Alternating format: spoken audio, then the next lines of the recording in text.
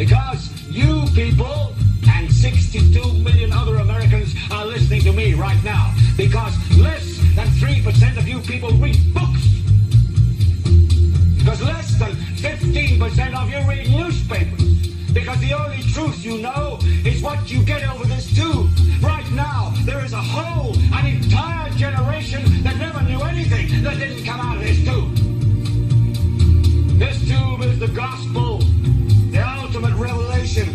This tube can make or break presidents, popes, prime ministers. This tube is the most awesome goddamn force in the whole godless world. And woe is us if it don't hold in the hands of the wrong people. And when the largest company in the world controls the most awesome goddamn propaganda force in the whole godless world, who knows what shit will be fed up the truth on this network. So you listen to me. Listen to me. Television is not the truth. Television is a goddamn amusement park.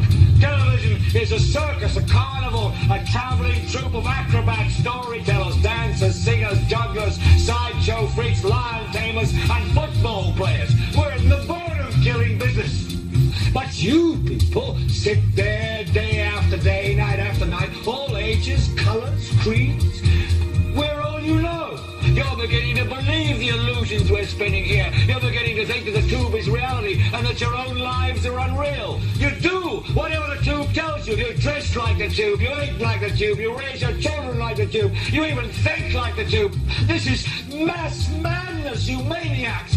In God's name, you people are the real thing. We are the illusion. The last thing the men behind the curtain want is a conscious, informed public capable of critical thinking, which is why a continually fraudulent zeitgeist is output via religion, the mass media, and the educational system. They seek to keep you in a distracted, naive bubble, and they are doing a damn good job of it. You might want to ask yourself why the entire culture is utterly saturated with mass media entertainment from all sides, while the educational system in America continues its stupefying downward slide since the U.S. government decided to take over and subsidize the public school system. What your government pays for, it gets. When we understand that, then we look at government-financed institutions of education and see the kind of students and the kind of education that's being turned out by these government-financed schools. Logic will tell you that if what is being turned out in those schools was not in accord with what the state and the federal government wanted, then it would change it. The bottom line is that the government is getting what they have ordered. They do not want your children to be educated. They do not want you to think too much. That is why our country and our world has become so proliferated with entertainments, mass media, television shows, amusement parks, drugs, alcohol, and every kind of entertainment to keep the human mind entertained, so that you don't get in the way of important people by doing too much thinking. You had better wake up and understand that there are people who are guiding your life and you don't even know it. When hostilities commenced in Europe in 1939, it was realized that the American people had no intention of entering the war. But they believed that this country could be enticed into the war in very much the same way that it was enticed into the last one. They planned, first, to prepare the United States for foreign war under the guise of American defense. Second, to involve us in the war step by step without our realization. Third, to create a series of incidents which would force us into the actual conflict. These plans were, of course, to be covered and assisted by the full power of their propaganda. Our theaters soon became filled with plays portraying the glory of war. Newsreels lost all semblance of objectivity, and they have used the war to justify the restriction of congressional power and the assumption of dictatorial procedures on the part of the President and his appointees. A fear campaign was inaugurated. We cannot allow the natural passions and prejudices of other peoples to lead our country to destruction. This is Aaron Russo, a filmmaker and former politician. To his left is Nicholas Rockefeller of the infamous Rockefeller banking and business dynasty. After maintaining a close friendship with Nicholas Rockefeller, Aaron eventually ended the relationship, appalled by what he had learned about the Rockefellers and their ambitions. I got a call one day from an attorney woman I knew, and she said, "Would you like to meet one of the Rockefellers?" I said, "Sure, I'd love to." And we became friends, and he began to divulge a lot of things to me. So he said to me one night, he said that there's going to be an event there, and out of that event, you're going to see we're going to go into Afghanistan, so we can run pipelines from the Caspian Sea. We're going to go into Iraq to take the oil and establish a base in the Middle East, and we're going to go into Venezuela and try and get rid of Chavez. And the first two they've accomplished. Chavez they didn't accomplish. And said you're going to see guys going into caves looking for looking for people that they're never going to find. You know, he was laughing about the fact that you have this war on terror. There's no real enemy. He's talking about how by having this war on terror, you can never win it because it's an eternal war. And so you can always keep taking people's liberties away. And I said, how are you going to convince people that this war is real? He says, but the media can convince everybody it's real. I mean, you know, it's just that you keep talking about things. You keep saying it over and over and over again, and eventually people believe it. You know, you created the Federal Reserve in 1913 through lies. You create 9/11, which is another lie. Through 9/11, then you're fighting a war on terror, and now all of a sudden you go into Iraq, which was another lie, and now they're going to do Iran. You know, and it's sort of one thing leading to another, leading to another, leading to another. Now, I would say, what are you doing this for? What's the point of this thing? You have all the money in the world you ever want. You have all the power. I said, you know, you're hurting people. It's not a good thing. And he would say, what do you care about the people for? Take care of yourself and you take care of your family. And then I said to him, what are the ultimate goals here? He said, the ultimate goal is to get everybody in this world chipped with the RFID chip and have all money be on those chips and everything on those chips. And if anybody wants to protest what we do or violate what we want, we just turn off their chip. That's right, microchipped. In 2005, Congress, under the pretense of immigration control and the so-called war on terrorism, passed the REAL ID Act, under which it is projected by May 2008, you will be required to carry around a federal identification card, which includes on it a scannable barcode with your personal information. However, this barcode is only an intermediary step before the card is equipped with a VeriChip RFID tracking module, which will use radio frequencies to track your every move on the planet. If this sounds foreign to you, please note that the RFID tracking chip is already in all new American passports. And the final step is the implanted chip, which many people have already been manipulated into accepting under different pretenses. We have a Florida family who are really pioneers in a brave new world. They have volunteered to be the first ever to have microchip identification devices implanted into their body. After 9/11, I was really concerned with the security of my family. I wouldn't mind having something planted permanently in my arm that would identify me. In the end, everybody will be locked into a monitored control grid where every single action you perform is documented. And if you get out of line, they can just turn off your chip, for at that point in time, every single aspect of society will revolve around interactions with the chips. This is the picture that is painted for the future if you open your eyes to see it. A centralized one-world economy where everyone's moves and everyone's transactions are tracked and monitored, all rights removed. The most incredible aspect of all. These totalitarian elements will not be forced upon the people. The people will demand them. For the social manipulation of society through the generation of fear and division has completely detached humans from their sense of power and reality. A process which has been going on for centuries, if not millennia. Religion, patriotism, race, wealth, class, and every other form of arbitrary, separatist identification and thus conceit has served to create a controlled population, utterly malleable in the hands of the few. Divide and conquer is the motto, and as long as people continue to see themselves as separate from everything else, they lend themselves to being completely enslaved.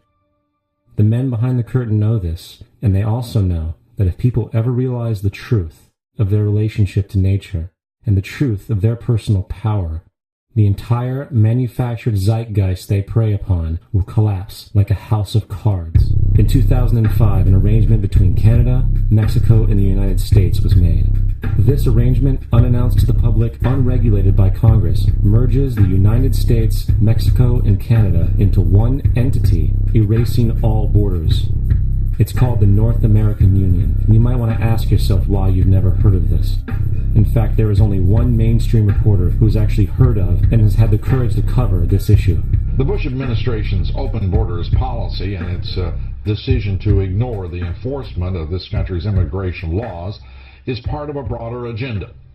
President Bush signed a formal agreement that will end the United States as we know it, and he took the step without approval from either the U.S. Congress or the people of the United States. It's a deal that few have even heard of. It's being done again by very few people at the very top on behalf of the investment class, but the working class of people, political officials across our country, from communities, from cities and so forth, they don't know anything about this. This isn't some trade agreement. It is a total removal of sovereignty from these countries, which will also result in a completely new currency called the Amero. Fall. Apart from that, I think one thing people who are dollar-based need to focus on is the Amero. That's the one thing that nobody's talking about, but I think it's going to have a big impact on everybody's life in Canada, the U.S., and Mexico. The Amero is the proposed new currency for the North American community, which is being developed right now between Canada, the U.S., and Mexico to make a borderless community, much like the EU, and the dollar, Canadian dollar, U.S. dollar, and the Mexican peso replaced by the Amero. By default of this agreement, the American Constitution will eventually be obsolete. You would think that a situation like this would be on the cover of every major newspaper.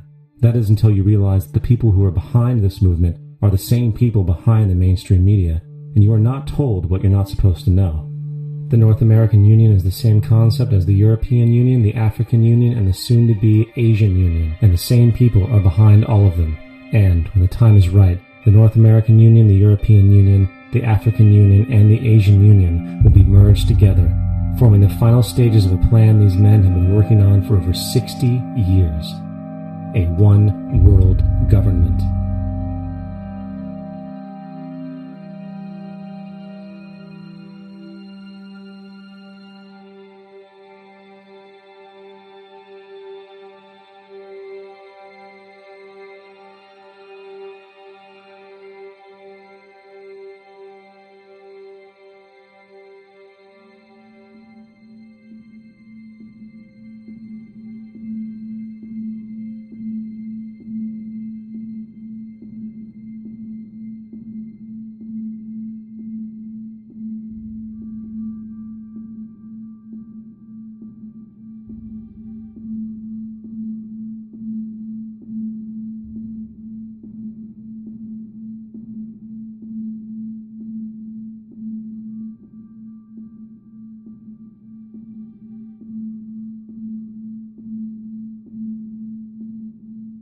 One bank, one army, one center of power. And if we have learned anything from history, it is that power corrupts, and absolute power corrupts absolutely.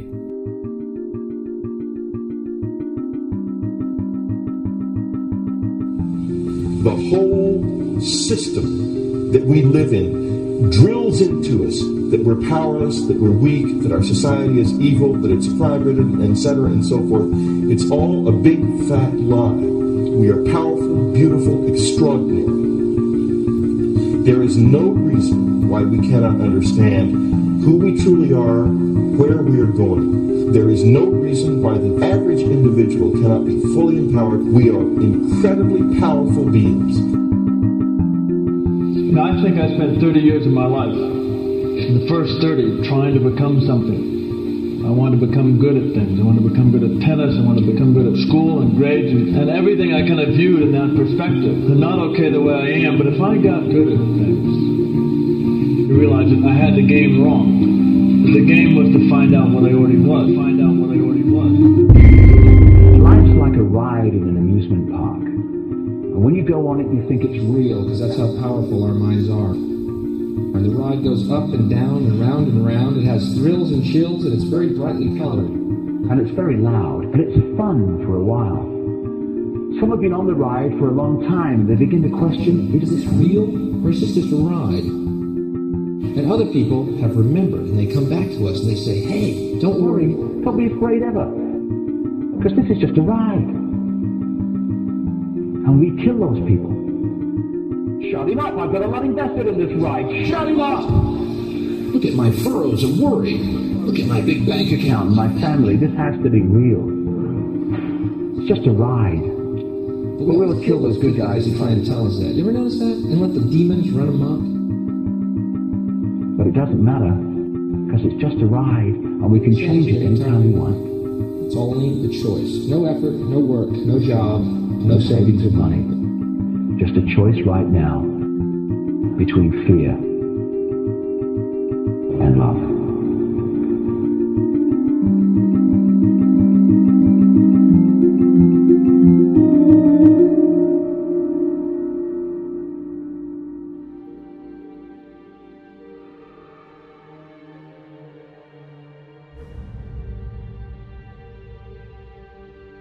I don't have to tell you things are bad. Everybody knows things are bad. The dollar buys a nickel's worth. Banks are going bust. Shopkeepers keep a gun under the counter. Punks are running wild in the street. There's nobody anywhere who seems to know what to do, and there's no end to it. We know the air is unfit to breathe, and our food is unfit to eat. We sit watching our TVs while some local newscaster tells us that today we had 15 homicides and 63 violent crimes, as if that's the way it's supposed to be. We know things are bad, worse than bad. They're crazy. It's like everything everywhere is going crazy, so we don't go out anymore. We sit in the house, and slowly the world we're living in is getting smaller, and all we say is, please, at least leave us alone in our living rooms. Let me have my toaster and my TV and my steel-belted radios, and I won't say anything. Just leave us alone. Well, I'm not going to leave you alone. I want you to get mad. I don't want you to protest. I don't want you to riot. I don't want you to write to your congressman because I wouldn't know what to tell you to write. I don't know what to do about the depression and the inflation and the Russians and the crime in the street. All I know is that first, you've got to get mad. You've got to say, I'm a human being. God damn it. My life has value.